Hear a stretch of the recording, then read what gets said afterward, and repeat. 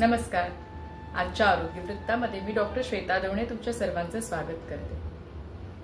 तुम्हाला सुका खोकला झालाय, कफ पडत नाही, अशा वेळी वेखंडाचा तुकडा तोंडात ठेवावा. त्यामुळे सुका खोकलाही कमी होतो, कफही पडतो आणि घशाला आलेली सूजही कमी होते.